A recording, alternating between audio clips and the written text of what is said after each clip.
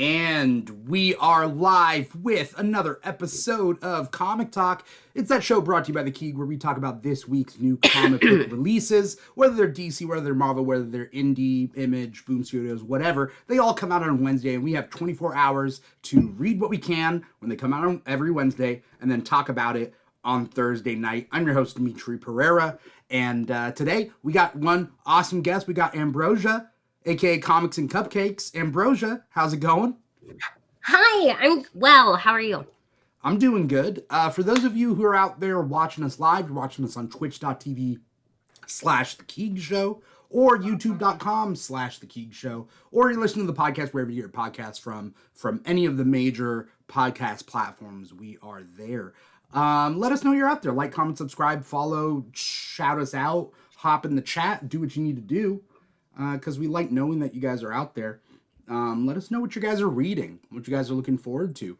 Or, if you need recommendations, let us know. Ambrosia. Hi. Was this a super packed week for comics for you, or was it kind of a light week? In terms of me buying comics, I think it was a pretty medium-sized week. In terms of me reading within 24 hours, it was a really, really light week. Yeah. So I wasn't able to get as much as I wanted to. But there was a lot of Spider-Man, a lot of stuff that came out this week. You're a big Spider-Man fan. I am. So even though, so a lot of I think most of my comic haul is Spider-Man, X-Men, and Star Wars. Spider-Man, X-Men. I mean, at least you're on the X-Men train now. I know. Except for I didn't read any this week. Oh, but well, I have them all, and I have been reading them. Yeah. For people who have been watching or listening, how, more than just this episode, that like some weeks have more comics and some weeks have less comics, and we try to do our best to read as much as we can in 24 hours, but we can't read every single comic we want to read or that we buy in 24 hours. This week was a kind of slow week for me. Not that there wasn't enough stuff to read. There was more than enough stuff to read. I just didn't have enough time in the last 24 hours to read everything that I needed to because I was busy. So that's just the way this works. But we're going to talk about all the comics that we did read. And, maybe we talk about some that we didn't get the chance to read that were on our list that, maybe we've read the past however many issues or not, So, yeah. We're doing our best. We're doing our best out here. Ambrosia, what did you read this week? So, I feel like how many comics did I actually... my goal was 1, 2, 3, 4, 5, 6, 7, 8, 9, 10, 11. My goal was 11. And I only read 4. So I only read 36% of what my goal was. So I read. Okay. Tell me what you read. Then tell me what you had on your list that you were hoping to read. Okay, I read Chasm, Curse of Cain, issue number 4. Chasm. Yes.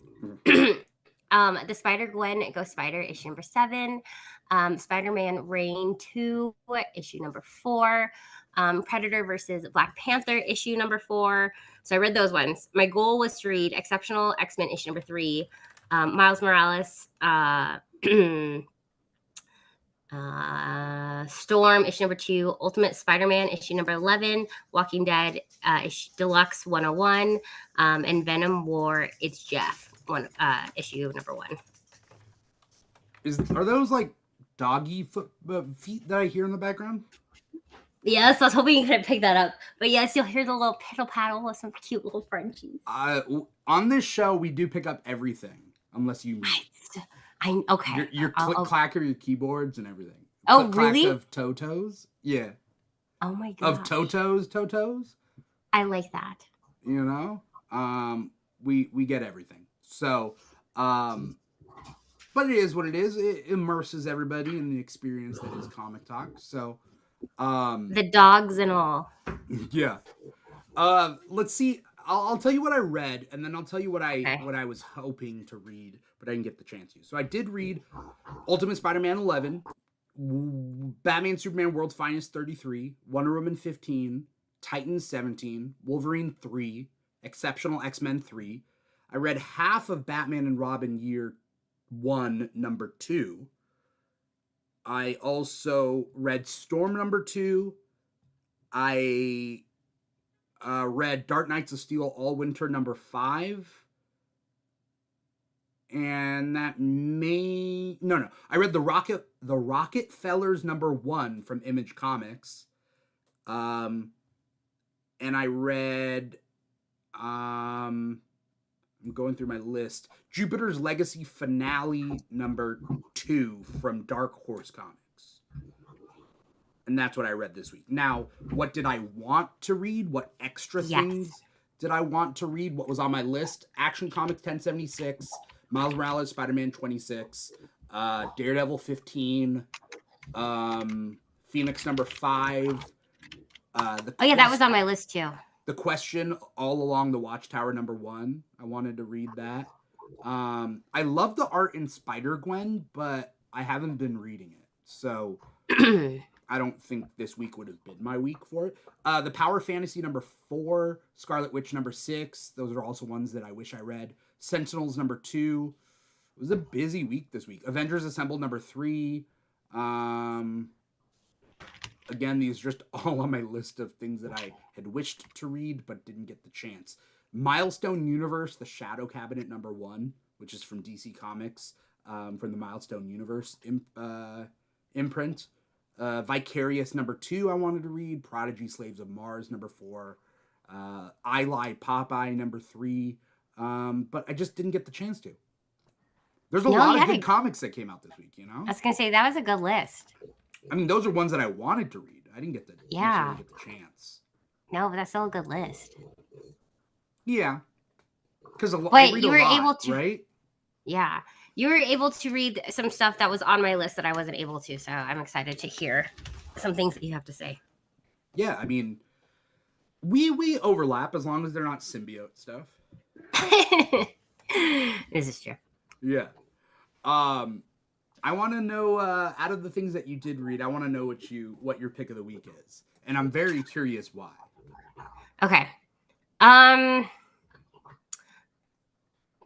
going to stick with what I told you, actually. Okay. And Chasm Curse of Cain issue number 4. Okay. I haven't enjoyed... Was this on your list? Have you been reading this series? I purposely have not been reading this because I do not like Chasm or Ben Reilly. Okay. I just don't. I can't. Okay. What about him? I don't like his mystical thing. I don't like... I just feel like they keep building him up to then he's a superhero, but then they are like, nah, he's a bad guy again all the time.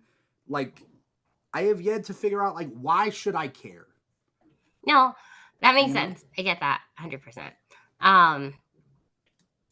No, I get that. And I think that's why I enjoy it. I have it because I obviously collect a lot of, I stay in my spider realm of the world. And those are my biggest collections. And I think that's why I've been enjoying this one so much is because we haven't seen a ton of Ben Reilly and Chasm, Caden Parker.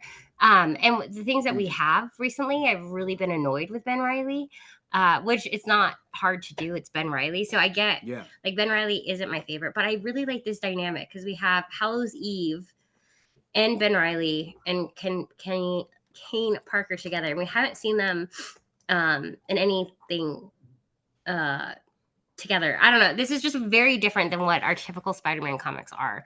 Yeah. Which is good because things have been going so there's only so much you could do with Mary Jane and Gwen Stacy and some of that world. So I've enjoyed them thinking outside of the box. I really like, we have the Mole Man, which has been fun, and some vermins and monsters trashing queens. But overall, this has been a really fun comic for me. I think this has brought out stuff that I haven't read since the early 2000s. I feel like and it's brought a lot of joy into reading, which I feel like I haven't had a lot of. Yeah, recently. I think that so do you stop reading Amazing Spider-Man? No. You stopped it or you kept reading it? No, I continue reading it. Okay, so did you read the most recent issue with Joe Kelly writing it? Like, Yes. right? It's like 161, or no, just 61. I think it's just Mm-hmm. right. Because Zeb Wells left, right? Yes. Did you like Zeb Wells' run or not like Zeb Wells' run? I have mixed feelings Mhm. a lot. I liked it at the beginning, and then it kind of went weird, Mm. really weird. I don't know. Amazing Spider-Man hasn't been my favorite comic in a really long time. I haven't quite enjoyed what's going on in there. Yeah. So, it used to be one of my favorites, and now it's not. Uh, so it's been. I think that's why I've been enjoying some of these side issues or these miniseries better. I get that. I actually, I mean, I didn't like Zeb Wells at first. Like, the first half of his run, I felt wasn't his fault, but it was bad. But the second half of his run was trying to make up for it, and people Mm-hmm. just didn't want it. And, like, Well, people had already made up their mind, you know? yeah, I feel like they were trying to make up a lot of things. Yeah. And I don't think it's his fault. I think it's which Marvel editorial. I would agree with you. And I think he was supposed to have a longer run than I think that's why everything was so rushed and pushed at the end of like, okay, this is how it is. Because It didn't even of wrap that. things up, huh? No, I think they tried. Um, Yeah. but Did you read or hear about the recent thing that Marvel editorial Tom Brevoort, I think it was, he said that that Peter can date MJ, but he can never marry her. Like, it's just oh his really? editorial. Yeah, it's their editorial Interesting. decision. He can never get married, and it's like, what? Come on, DC. DC is doing a real good job with their characters and making those characters grow and have families and whatnot. And then Marvel's over here being like, let's just turn everything back to the status quo, which is very funny because normally it's the opposite way, right? Uh-huh. I don't like that they did that. I feel like that's like why we get so stuck Yeah. in some of like the storylines because they can't move forward. There is no like forever after, and so it's just forever after, and then we go back into time and then make changes and what could have been should have been type Yeah. thing. I don't like that. So tell me, wait, this one, did Chasm just finish? Yes. So this wrapped up the series, which I it was okay. I think that they could have done one more issue to really tie it in. But because it was fine. I think they left it on a decent note. Some people were upset because Amazing Spider-Man, they felt like there were some spoilers in issue 60, which I don't remember what. But I didn't feel like I read both and I didn't feel like I was spoiled in any way. But yeah, we also have, was it Durig in here? Is that how you say his name? I don't know. Which was fun. It was just it's like a Spider-Man comic with like lots of Magic? Yes, and chaos and monsters. I don't know. Okay. This was like a series that anyone could get into, which I liked. Okay. If you like Chasm and Ben Reilly. Ooh. But I think this is a good, like, I really feel like this is a good Ben Reilly comic, which I haven't been able to see in a while. But I also really think it's because I really like his relationship with Hollow's Eve in here. I think she really adds a good match for him and a good balance. Okay. For all of them. Yeah. But, how come you and the artwork in here? I like the artwork. How come you didn't read Ultimate Spider-Man? It just wasn't on my. I just didn't get to it. I've been keeping up with it. But you read it, and that's that's my pick of the week. Yeah, I saw that. It's really hard not to pick that as my pick of the week. Like, but you don't like issue the was Ultimate so great. World. No.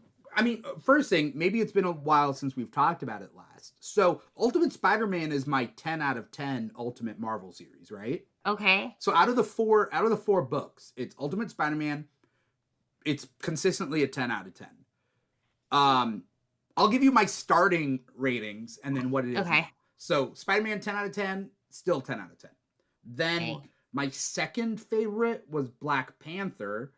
It started off as like an 8 out of 10, 9 out of 10. Now it's down to maybe a 7 or an 8 out of 10. Okay. Because I feel like And it's just kind of like spinning its wheels for a little bit, and it's like, mm-hmm. okay, like get to the point. On the flip side, the series that did get to the point has gone up now. So Ultimate X-Men, which I used to complain about, was like a 4 or a 5 out of 10 for me, Okay. but now it's up to like an 7 or 8 out of 10. I would say like it's Really? gone up. Yeah, Good. And when do you feel like you started to make that change? when the team got together, like when more and more, like, did you ever watch Heroes back in the day? Mm-mm. Okay. Mm-mm. Well then I Is can't that tell is you. that is that the TV show with Peyton? Peyton. Hayden Panettiere? Hey, yes. Yeah. Okay. I know what it's about, Yeah. and So in the beginning, all the people are just off doing their own things, and I'm just like, get to the point, get the team together, like get the people to meet each other. Like, mm-hmm. so in Ultimate X-Men, they weren't, and I'm like, this is just Ultimate Armor, it's not Ultimate X-Men. And then finally they've met, they're working on things together, cool. But it does, like, you could skip the first 5 issues of Ultimate X-Men and hop on, and you'd be fine. Okay. I think, you know? And then the Ultimates started off, it started off to me like 3 out of 10, but now that's also up to a 7 or an 8 out of 10. Oh, look at you. So they're all pretty good now. All the Ultimate books are pretty good now. Some of them start off real bad.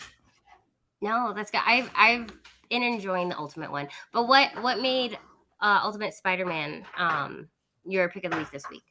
I mean, it's always a 10 out of 10, so like it would have to go up against, I mean, there are a lot of good comics, but like I'm trying to think of something that's a consistent 10 out of 10. It's kind of tough to pick what's like a consistent 10 out of 10 because other comics have been fluctuating, but this one's always consistently a 10 out of 10. It knows exactly what it is and what the characters need to be, and it does enough twists and turns on the 616 Spider-Man concept to make it interesting for old and new readers. Things are fresh. Like, no doubt there's going to be people 5 years from now talking about how, like, wait, you're telling me that, like, the Sinister Six didn't include Black Cat? Like, there's going to be people who grew up on Ultimate Spider-Man thinking that that was the continuity that people knew, you know? No, that makes sense. It's going to be somebody's first Spider-Man book. I love that. And it's crazy to think about. I thought about that today. I had a student who I had my Spider-Man, like I was carrying around a Spider-Man mug, and they just thought that was the coolest thing. And I was talking about comics, and somehow I ended up with an entire other series of Superior Spider-Man. Mm-hmm. And so I had an extra series, and I was going to sell it, but this kid was so excited, and I was like, "Do you want this run?" And they were like, "Oh my gosh, absolutely!" And so I gave them that entire series, and I never thought like that would be some like a comic that we read all the time would be someone else's like first comic. Yeah. Which is really cool to think about. Like, I don't know, we talk about having people read comics and getting into them, but you don't ever realize like or think about what is their first comic going to be? What is the future generation's first comic going to be? Right. Well, think about it this way. Like, people don't realize the media of, like, this is a medium, right? Comic books are a medium. It's not a genre. It's its own, just, like, style of storytelling, right? TV shows, movies, those are all different mediums. Comic books is just another medium. And the way you get into comics is kind of funny because I don't know, like, you know how, like, when you watch a TV show, you don't always start from the first episode? Like, when people come across an episode of something, sometimes the first episode is the 7th episode of the 5th season. You know? Like, you have to treat your TV show like every episode's the first episode. That's somebody's first episode. So it's kind of like that for comics, especially comics that have been around for decades. I know, and then I think that's where, we always talk about this, but the intimidation of knowing all of the lore and all of the ins and outs of everything, which, that's why I was so intimidated to get into X-Men and to jump in because, there's just so much history and so much to it that it's hard just to jump in, but also that's the fun part as well. Yeah. By the way, Darth Choco's out in our Twitch chat right now saying, "Is that Ambrosia?" Oh my goodness, it's Darth Choco. Hi. He's fabulous. Darth Choco says, so much of what people love about Spider-Man was originally birthed from Ultimate Universe. A lot of it, yeah. But then again, a lot of what Ultimate Universe had was bringing in the young kid concept that had been previous in Spider-Man before he grew up. But, I mean, I would say that, like, a lot of things from Ultimate X-Men, the first Ultimate Marvel Ultimate X-Men, came into, like, main continuity or the movies or whatever. Like, I think Ultimate X-Men also changed. And I would also say that the original Ultimates comic influenced the MCU. Oh, really? I never thought about that. Ultimate Marvel, the 2000s Ultimate Marvel showed how cinematic comic book movies could be, and it kind of influenced that direction. But yeah, I don't know. Ultimate Spider-Man is really good, and you get Felicia Hardy in this, and she looks gorgeous. I love Felicia Hardy so much. She's one of my favorite characters that we don't get enough of. Yeah. So I love that she's in there. Look, in this Ultimate Spider-Man, she is half black, right? She's a black woman, black cat. And if there's any hate out there, I think it's ridiculous. You can have your cake and eat it too. There is white Felicia Hardy in the 616. There's black Felicia Hardy in Ultimate Spider-Man, and that is okay. You can love both. You can hate both. I think hating one and loving the other is weird. You know, especially given that they're different universes, different adaptations. Right? I don't know. People will always find a reason to hate it. Well, yeah, but it tends to be race-based. You know? There's a difference, right? Like, I can understand people who like 6'2" Wolverine from the movies. Right? And I like short Wolverine. He doesn't have to be too short, but I like short Wolverine. I think that it's integral to his character. But at the same time, like, I don't hate Hugh Jackman's Wolverine. I just prefer the comic book version because he's smaller. No, that makes sense. You know? Darth Choco says, Felicia Hardy may be my first crush ever. She helped shape young Choco for sure. Oh, she was great. She was great. I think I was one of the few people that liked non-costume Felicia Hardy better than costume Felicia Hardy when I was a kid. Okay. Like, in the cartoon. You know? I don't think I've read a comic that Felicia Hardy has been in that I haven't enjoyed. I can't stand Mary Jane. I think we all know how much I can't stand Mary Jane.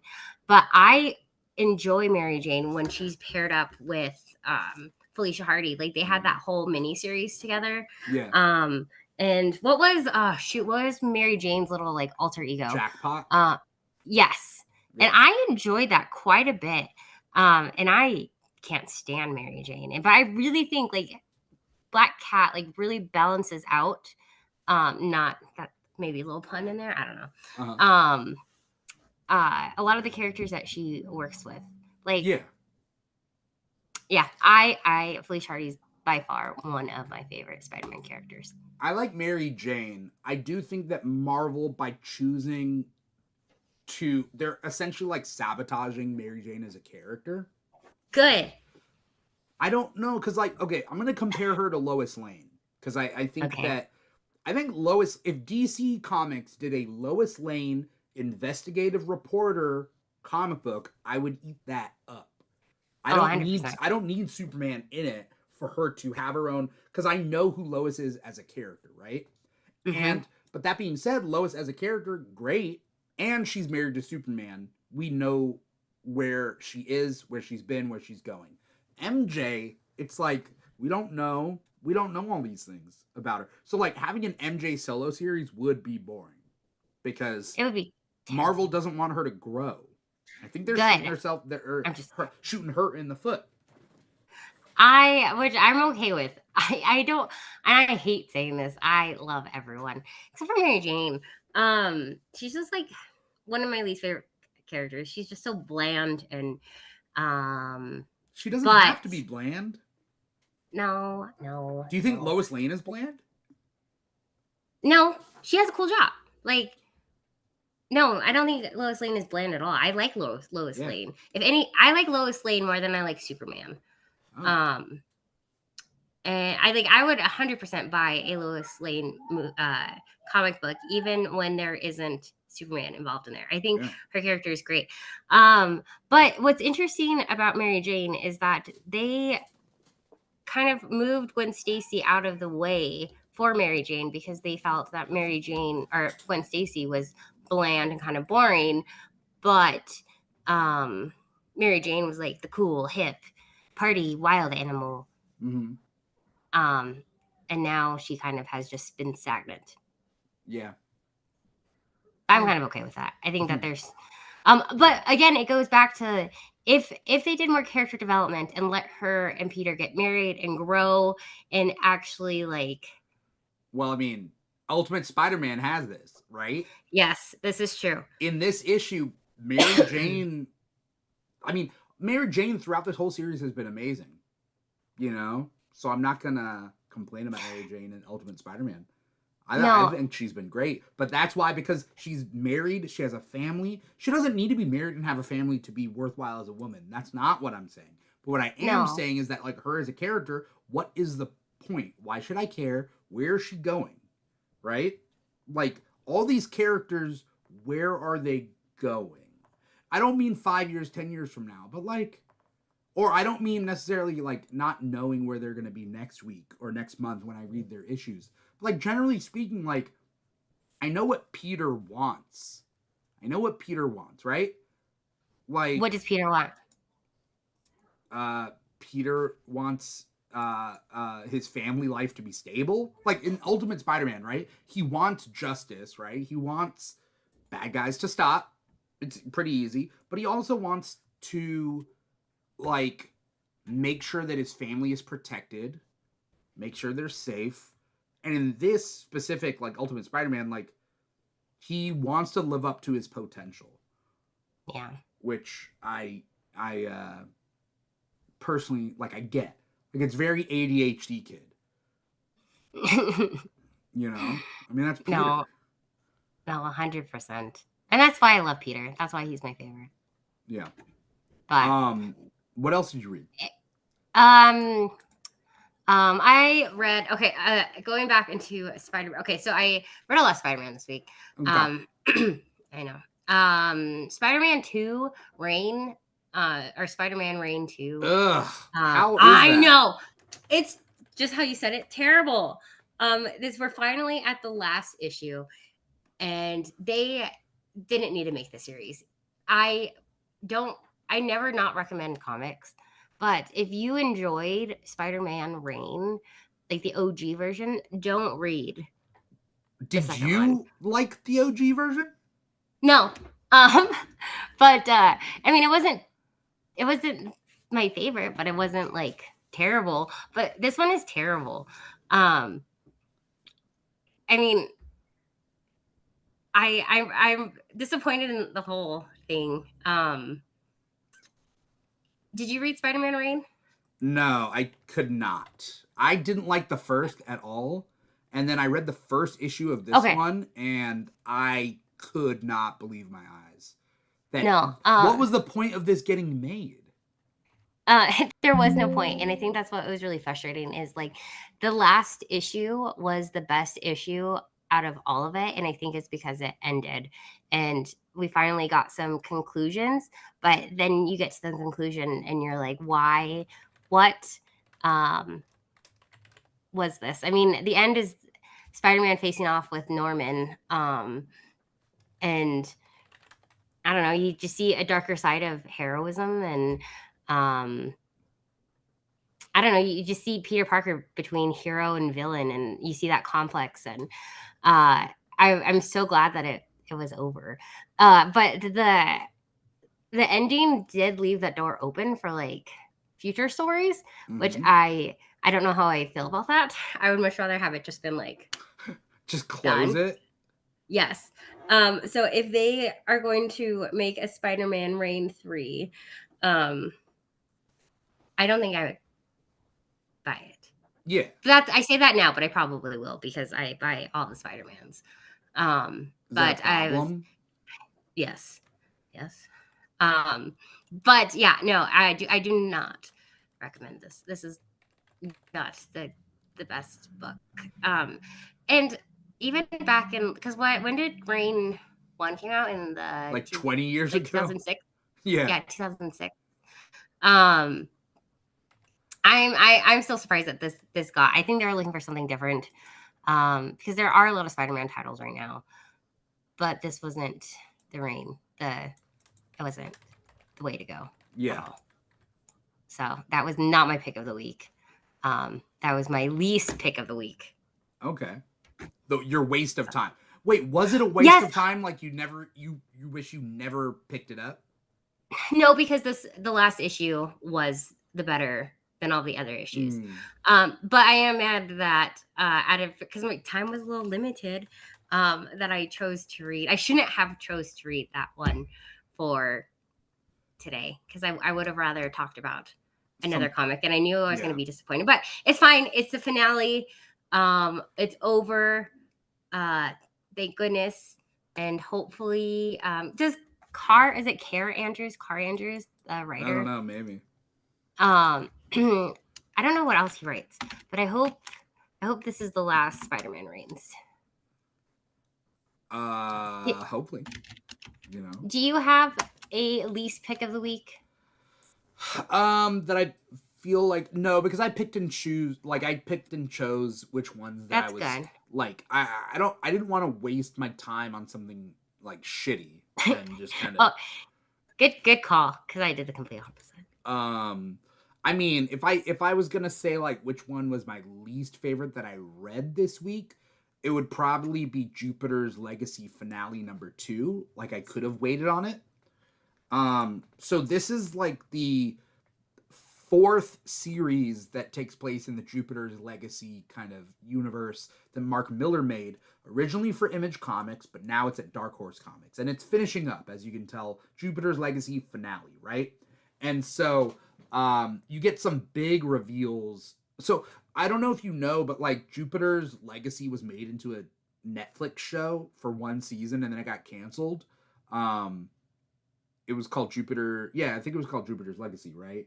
And it has to do with like superheroes in the real world, but then kind of how they're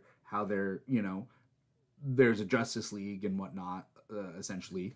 And this one is all about the origin of the heroes and like what it means, and so they kind of pull a big retcon. Have you read this before? Jupiter's Legacy or Jupiter's Circle or anything? Okay. Did you like the retcon? I mean, it's fine. It wasn't. It definitely nobody would have been able to like guess what the retcon was. Do you want to know? Yes, yes, because I won't read it. So Jupiter's Legacy Requiem, I think, was like the one right before this, the series right before this, because they come out in like 6-issue chunks. Each series is about 6 issues, and they kind of do that. In the last one, I think it was the last one where there are basically it might have been the last one or it might be this one. Anyway, whatever. There are just like there are superheroes on Earth, they find out that there are superheroes on other planets. Like there's other alien civilizations that have superheroes, right? And so in this, they get caught up in a bunch of like crazy double crossing, but then just this rando alien like comes in and he's like, "Oh yeah, by the way, my alien and like me and my species, we've been in charge of like giving you guys powers, and the reason why, and we're the ones who essentially created humans. They're like the gods essentially, right? They're aliens and they have made each planet uh the goal is to make each planet hit 10 billion, and once it hits 10 billion, they eat everybody. Oh. So they essentially break everybody down into matter and then they consume everything. And the whole goal is they're farms. So like it's this big retcon. It never hinted, I mean there's a couple of hints, but not really of this whole thing. And then they say like every so often they'll farm planets that they've set up. And they set up that the reason they gave superheroes their powers is because they're essentially sheepdogs to wolves, essentially. So the goal is mankind can't hit 10 billion unless there are superheroes there to like protect mankind. But once they hit 10 billion, then they get eaten. So that's the big retcon. Okay. And how'd you feel about that? It's this. I don't think it's necessary, but Mark Miller likes his big twists, and so he's okay. I mean, I think there's a bigger thing at play here. Essentially, the alien says like nothing you've ever cared about matters. Nothing. The only part about the human experience is about procreation, and that is it. And that like people get greedy, sure, and overcomplicate things, sure, but it's all about procreation, and your love is not real. Love is just meant to care for your newborns. Like it's meant to propel the species to 10 billion, and that's it. So it's super nihilistic. Okay. And I think the point of this is to show that this, like, so one of the superheroes is having like a crisis of conscience. He's like, how can none of my feelings and emotions be real? You know, like, is the whole point of life just like there's no point with life?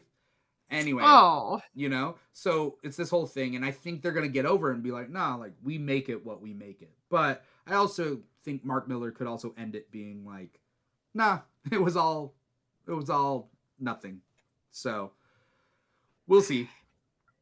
I have like retcons are, I don't know how I feel about them. All the ones I read haven't been my favorite. Like I wish they would have just like fixed it or done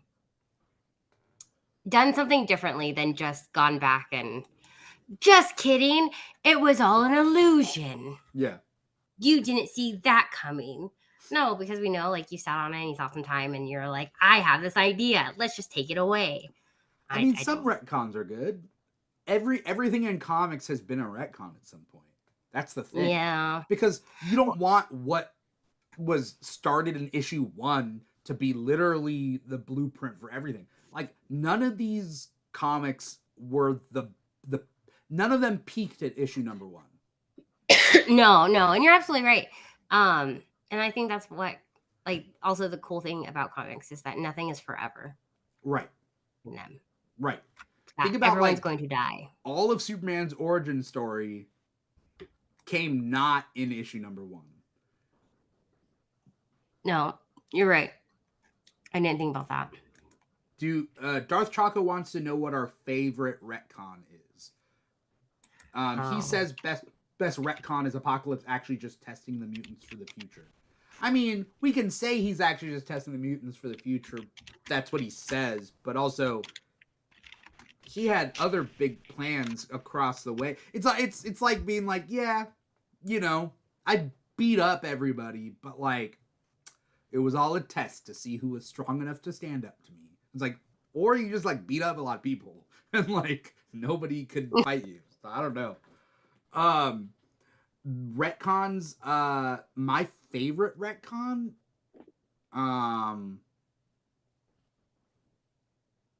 Mm, I don't know. Every time they make a prequel series, there's a retcon. Like Batman and Robin Year One, #2 came out this week, and like technically because it's a prequel series, it's all a retcon, right? Yeah. Um. Is there a Spider-Man retcon? Oh yeah. I don't know if it's my favorite, but like a kind of fun one was when Peter Parker's parents came back. I think it's an Amazing Spider-Man That they like never 3. died in the first place? Yeah. But weren't they robots?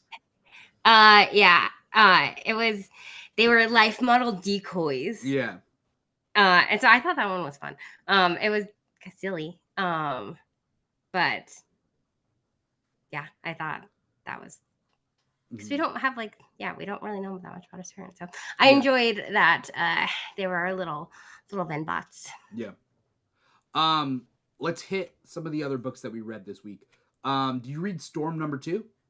No, that was on my list, but I didn't get to it. Did you like it? Yeah. What did you think about Storm #1? I loved it. I don't remember. I think that came out one week that I did it, and I liked it. I loved it. Yeah. I mean, the art is amazing. It's Lucas Wernick.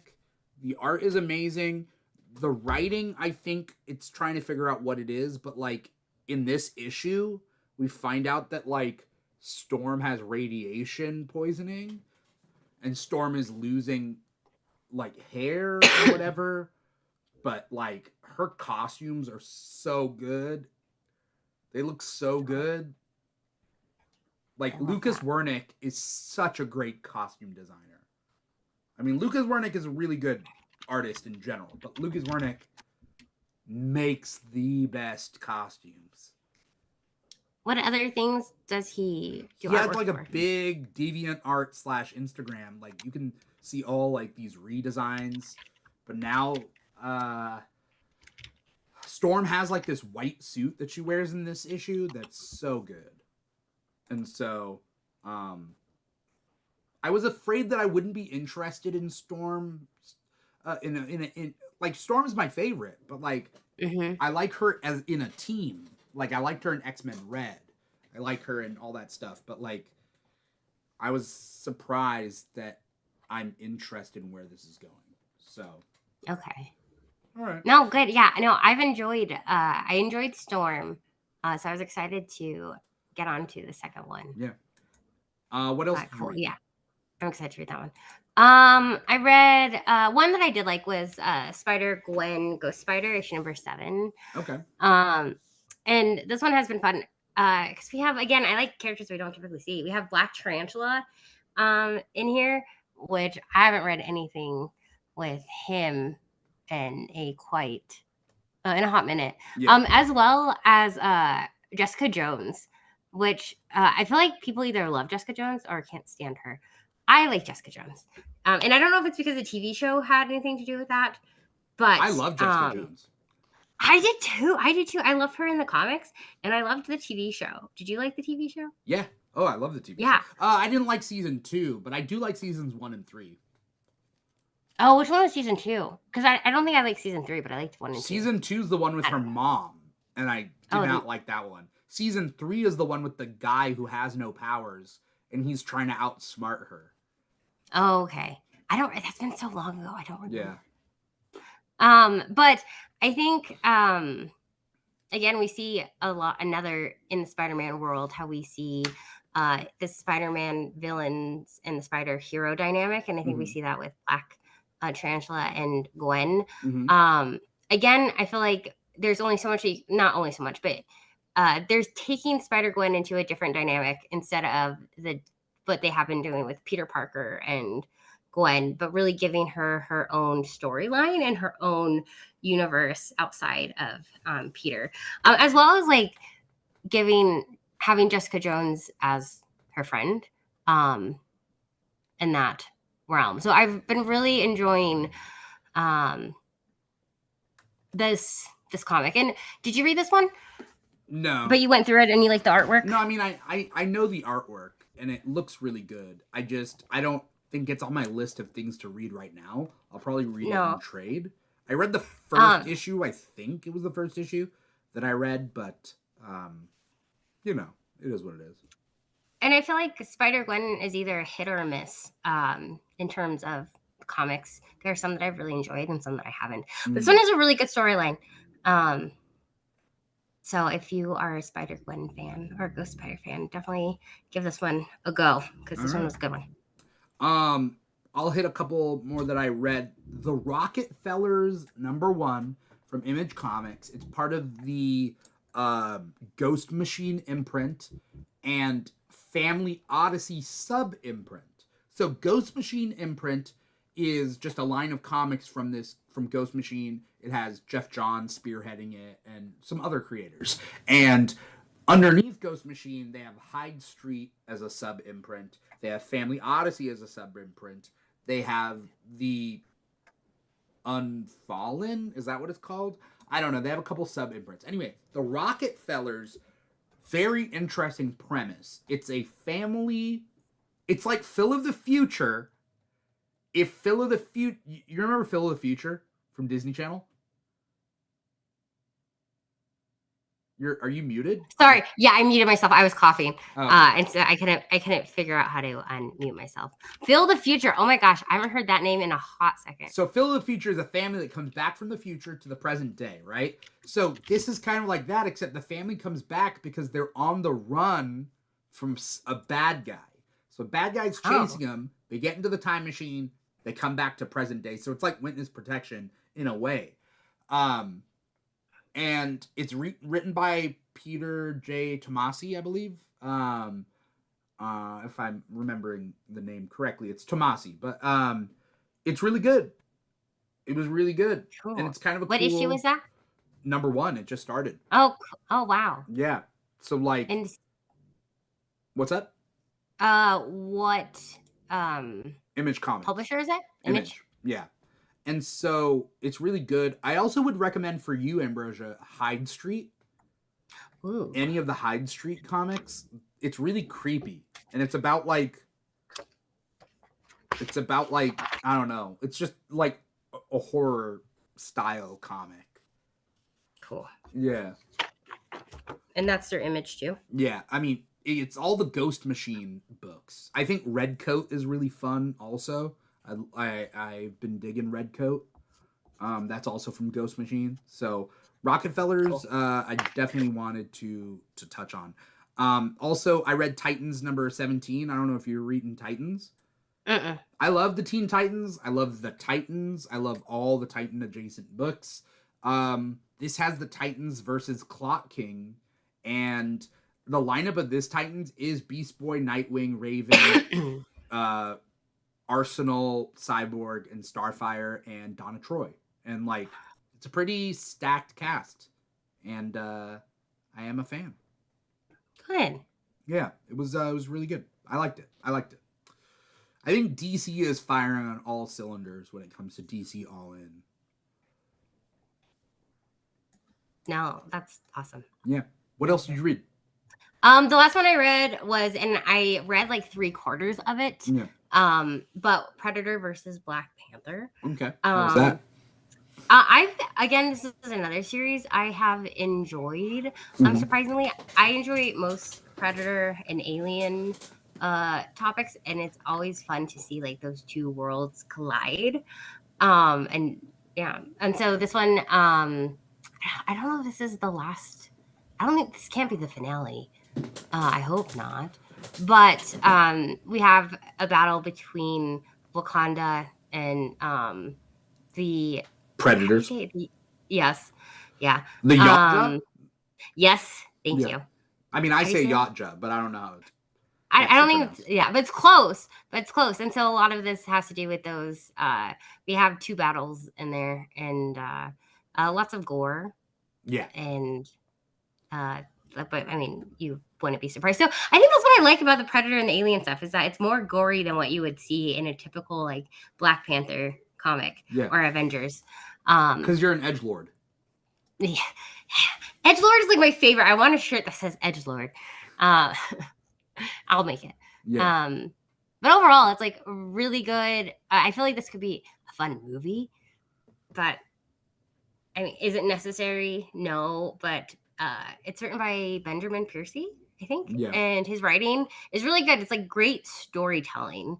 It's almost like a campfire. This would be a fun book to read in like a campfire, almost like a scary story. Yeah. I don't know. The artwork is fabulous. And I think, yeah, I liked it. Okay. I don't remember. Did you read Predator versus Wolverine? Yeah. Did you like that one? Yeah. It was all right. It was fine. Yeah, I feel like that's similar with this one. It's like it's fun, it's good, but it doesn't have like it's not necessarily necessary. Yeah. But All right. yeah, it's fun. Cool. I'm gonna go real quick through the other books that I read. Batman Superman Cool. World's Finest, number 33. It's a story from the past, as all these Batman Superman World's Finest books have been. But it's also written by Mark Waid, who obviously does an amazing job. Mark Waid is doing really good over at DC. This deals with Eclipso versus the Justice League and the Justice Society. I don't personally care about Eclipso, but this run has been really good. So what can I say? You know? Wonder Woman 15. Some people love Tom King's Wonder Woman. Some people don't. I'm digging it. It's not exactly what I want out of a Wonder Woman comic, but I'm digging it. Yeah, not much more I can say. Cool. It's not my absolute favorite, but you know. Exceptional X-Men number 3 was kind of a cute little book. The series is pretty good, but this issue, it was cool. Nothing like earth-shattering, but you know, it was good. Cool. Wolverine number 3 I thought was really good. Again, I'm trying to stay up with my my X-Men titles. It's Wolverine, it's Wendigo, it's humans trying to get in the way, and that's a problem. I think there's some really good character work going on with Wolverine. So I love that. Yeah. Dark Knights of Steel All Winter number 5. I think at this point, like I've been saying, I don't know whether it's a sequel or whether it's a spin-off. At this point, I'm comfortable saying it's a spin-off. Okay. Wait, which one? Dark Knights of Steel All Winter. Okay. Number 5. It's definitely Deathstroke's story. Okay. And so it's really about him and how he exists in this alternate DC universe that is like a Dungeons and Dragons meets Game of Thrones style DC universe. And so it's really good. This one's it's pretty good. It's not a sequel though to the first 12 issues, and they do tease at the end. They're like, blah blah blah will be coming back in Dark Knights of Steel in 2025, which means they're going to do a sequel to the original 12 issues. So I'm happy about that. Cool. Yeah. Also real quick, what else did I read? I mean, that's a lot. Actually, I mean, that might be everything I read. It's a bunch that I wish I read, but no, same. I didn't but get to everything. You did amazing within 24 hours. Good job. Yeah, and I had work that kind of got in the way, you know, so. And I think that's the hard thing, yeah, between work and adulting. Adulting takes away from our comic book reading. Yeah, you know. Well, it's not just comic book reading. It's also just the by virtue of this show, you got to read as much as you can in 24 hours. Like, we could read what we want to on the weekends. We just 100% talk about it on the show. So no, and that's really hard. I always get annoyed because I know I shouldn't be reading comic books at work, but I was like, oh, I have some time. Let me try to squeeze one in, and then someone will come in and talk, and I'm just like, I love you so much, but please leave so I can finish. Well, I don't want to jeopardize anyone's work, so mine or yours. So I appreciate that. Thanks. Ambrosia, thank you so much for coming on this show and taking time. Thanks for having me, even though I didn't read as much as I wanted to. So I didn't read as much as I wanted to, but there's a lot of good comics that I'm going to read this weekend. So I'll tell you that. Same. Yeah. I'm excited to check out the Ghost Machine stuff. Yeah, the Ghost Machine stuff under Image has been surprisingly good. And everybody has their favorites of which series, you know, are their favorites. So, take a read of like a couple different ones and let me know. Cool. Yeah, I will. Before we get going, Ambrosia, where can people find you? What do you got coming up? Anything you want to plug? Things coming up.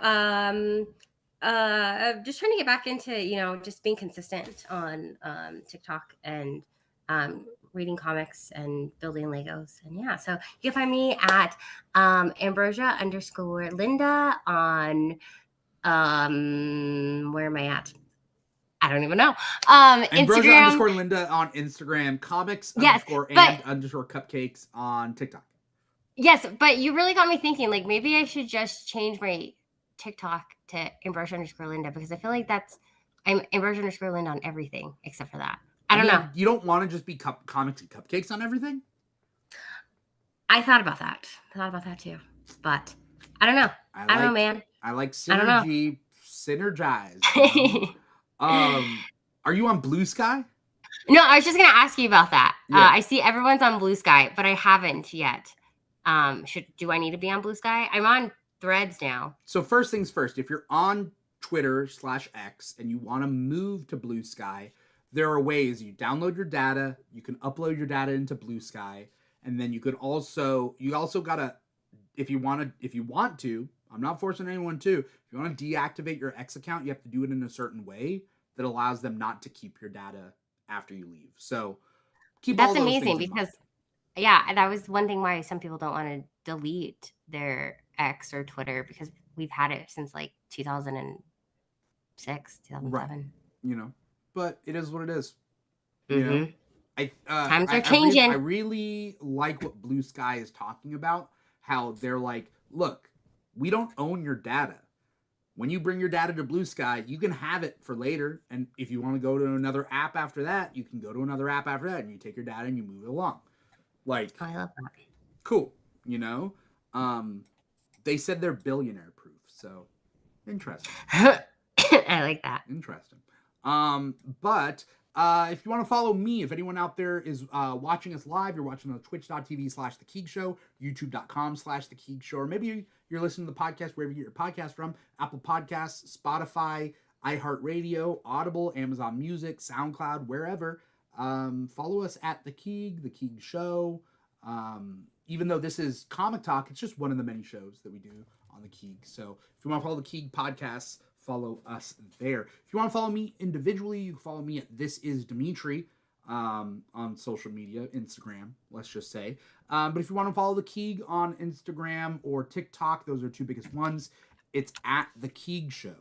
At The Keeg Show or /The Keeg Show, whether it's on Threads, Facebook, Blue Sky, whatever. The Keeg Show is how you find us, including patreon.com/The Keeg Show if you want to give back to The Keeg and find a donation tier that works for you. If you're also in the habit of looking up other websites, go to comicshoplocator.com, find a comic shop near you, find one you vibe with, find one that you connect with, and support your local comic shops. And then also support your local public libraries, because libraries are super important to communities and can be really good resources for comic book readers. If you don't want to buy your comics, you just want to read them, find your local comic shop or public library and read comics there, you know? Because that's all for free. This is Comic Talk, the show brought to you by The Keeg, where we talk about different comics that come out every single week. We do it every Thursday at 5 p.m. Pacific, 8 p.m. Eastern. Next week is Thanksgiving, so I might just do a quick podcast, maybe not, maybe of just me talking to a microphone and recording what I read. Who knows how dedicated I will be next week, but definitely stay tuned 2 weeks after that, because we'll be back in December for more episodes. That's pretty much it. Follow Ambrosia, follow The Keeg. Thank you to everybody out there watching and or listening. Thank you to Darth Chaco /Darth Chaco 7 out there on and go follow him too. Yeah, and go follow Darth Chaco. That's pretty much it. Thank you guys so much for being out there and listening. Once again, I am your host, Dimithri Perera, and this has been another episode of Comic Talk for the week of November 21st, 2024. Everybody say bye. Bye. Bye.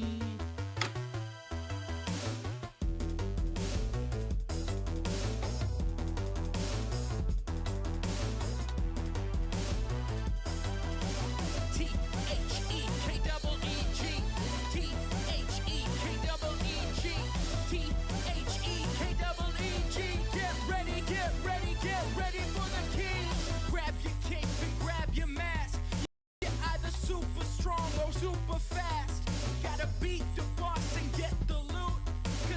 king.